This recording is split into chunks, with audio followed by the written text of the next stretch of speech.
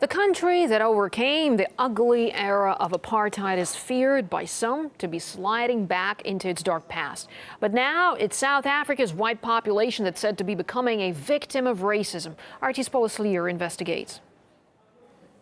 Kuni Marie is preparing for a genocide against his people. His plans are in place. His community is ready to flee. We have been planning for 8 years. It started simple. The idea was to give people an option. We've divided the country into 27 provinces and divided those further into groups. Each group has its own plan. Since 1994, when South Africa elected its first black government with Nelson Mandela at the helm into power, more than 3,000 white farmers are said to have been murdered. Relatives claim finding and prosecuting the culprits has never become a priority of the South African police.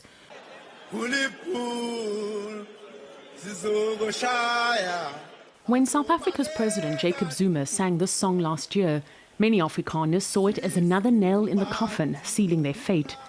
There are some 3 million Afrikaners who live across South Africa, descendants of primarily Northern Europeans who arrived in the country 3 to 4 centuries ago. Genocide Watch has said that right now we're at the stage, or level 6, where level 7 is when the actual killing starts.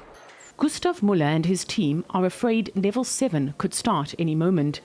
A former intelligence officer in the South African army, it was easy for Gustav to read the warning signs.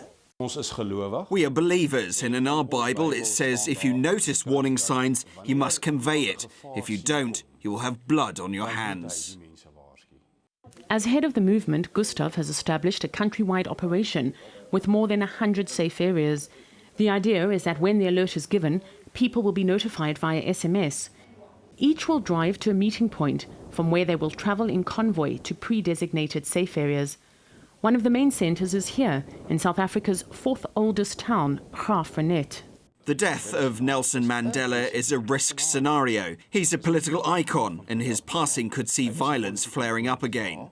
From legally sanctioned economic discrimination against whites to the farm murders targeting Afrikaners, the problems are only getting worse. According to the Satelanders, as many as 800,000 white, mostly Afrikaans-speaking South Africans support their movement. Many have already begun collecting blankets and other emergency provisions. Wendy McFarlane is a mother who worries for her son's future.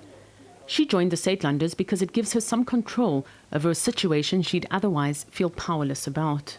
If anarchy breaks out, there's a place I can go where I can be safe. I joined to give my son and myself a place to go. Like their forefathers, the Satelanders vow to fight for their country. And while the South African government is aware of their efforts, it hasn't commented. Paula Slier, RT, Graaff-Reinet, Eastern Cape, South Africa.